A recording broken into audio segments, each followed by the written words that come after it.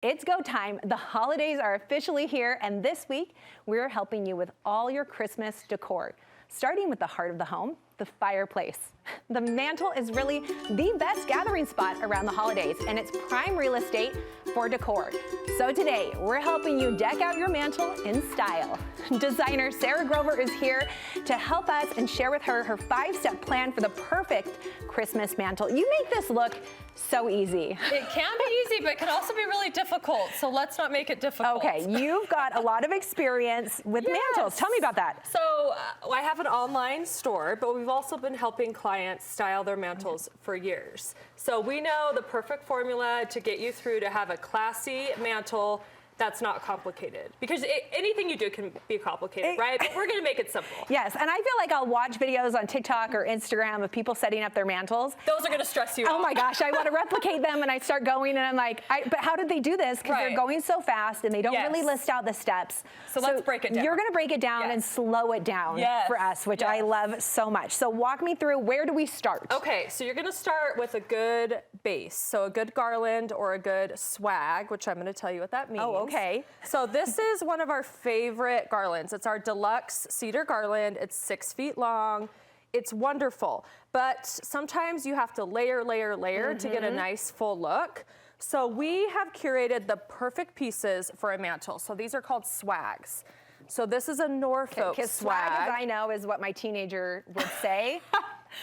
Not this. Not this. So it has a center focal point for you, but it also has that droopy look, and then it has a base piece that we can work with instead of lots of different wiring. Meaning like you would start with this piece and then work out. So we're gonna start with this piece, and then there's also like a cedar swag, because I would say cedar and Norfolk are the top 2 greeneries of the season. They're just, they lay nice, they look nice, they feel real. You can mix them. They're the same shade. I think that's one of the hardest parts when we're buying the faux. Yes, is you want to look for something that feels real, that stops you, and you're like, wait, is that real or fake? Yes. And this is something that stops you. Yeah, for sure. and it's so full. Even though those are smaller pieces. Yes, it's going to be full. Like, full it is. And that's what we have back here too, which we'll get to. So yeah. Okay, so and you've got these 2 different types you talked about. Yes. Norfolk and cedar.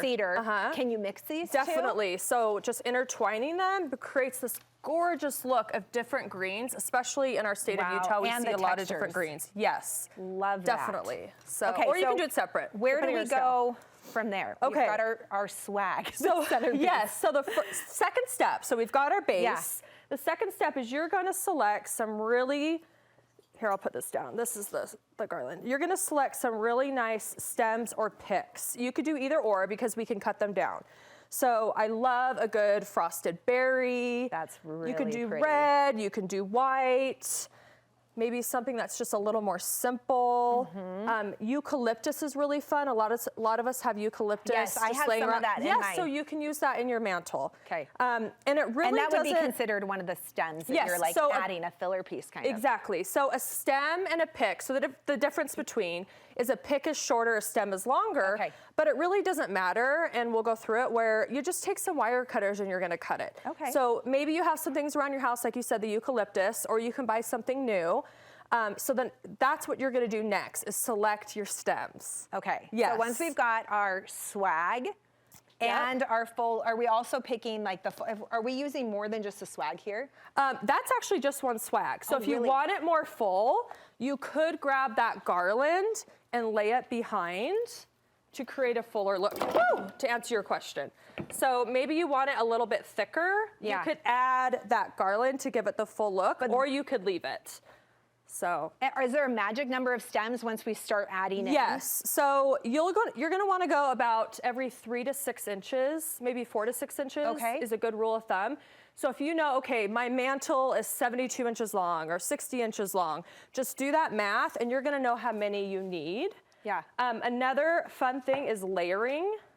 So you could layer your 2 picks. Oh, that's so pretty. And put those, every 4 to 6 inches. And then you'll know when you're out shopping or in your basement digging out the old eucalyptus, you'll know how many you need. Okay, I love the math part of that. Yes. I'm usually not a math person, but then this actually makes it so much easier, because I feel like I go to the store or I'm looking online and I have no idea how much to get, and I always end up Not having enough. Yes. Yes. Oh, it drives me crazy. So about every okay. 4 to 6 inches. Every and that's 4 what to we 6 did inches. here. So that way it doesn't look sparse, but it still looks full. Okay. If you want it layered, that adds a nice touch. So will you show us how to put it together? Yes, so let's do this. I need the visual, and I feel like I'm gonna go home and redo my mantle after this since mine's already up. I'm loving this. Okay. So which swag are you gonna pick? We are gonna do just a plain Norfolk right here. Okay, so and you like putting it on the table to lay it out? Yes, so a lot of people try to assemble it when it's already on your mantle. That makes it really difficult. Okay, so well, let's do it on the table. That's something I did wrong. Yes. Check. Yes. Okay. Okay, so I've got us started, but we're gonna keep going. So the first thing you do, of course, is lay out your greenery, which we're doing right now. And then you already have the bells on there? Yes. That's so cute. Yeah, so I'm gonna add the bells if you want the bells, but you're gonna make sure you have the right equipment. So you definitely need some thin green wire. Okay. Your wire cutters, and then we'll get some ribbon scissors and ribbon and our picks. So as you select, sometimes you have a longer piece. So you're gonna wanna cut it. So these little pieces right here, you'll see that they're short. Oh yeah, you got rid of that whole stem. I got rid of that whole stem. And then I layered it with this berry, and I also cut this too. So I just took my wire cutters, cut this down, and made a little gathering, and took my wire. You can barely see it, but yeah, Yes, we just secured it right here. That way you're not messing with so many pieces and it's not gonna create a heaviness for your mantle. So you just wire those right on, and you're gonna wanna, on your right, have the direction of the stems heading to the right, on the left, heading to the left. Really helps that direction. So once you have this all assembled, how are you getting it to stay up there? Command strips, but the right command strip. So you need the 10-pounder. And don't go with the little guys. They're big white ones. Maybe we could show. Oh yeah. Let's take this off. Can you see that? This big white command strip. So I have 4 on here, and the more, the better. And it's holding from the top. It's holding from the top. Front. Yes, you're gonna wanna get it right to the edge. Okay. A lot of people are worried like, oh, I have a really narrow mantle, but look how narrow that is. Yeah, that's maybe 3 inches. That's not very much. No, 4, you're gonna wanna hang it right off. So and you said that holds up to 10 pounds. Yes, but I have 1, 2, 3, 4 right here. And we're supporting like all different We're supporting all spots of it. So we're gonna attach our stems, attach our bells, get it up on the mantle. Okay, are you ready for the next step? Yes, is this the finishing step now this once is we're the up? finishing step. Okay, how do you finish this off? These little ornaments, you probably have some ornaments that maybe you don't use anymore. Use them for your mantle. So take that wire, that green thin wire, and let's wire them right to the garland. Oh, like how cute is that? And I love putting 2 together. So maybe a small one, a bigger one. And little batches like that. Yes, little batches.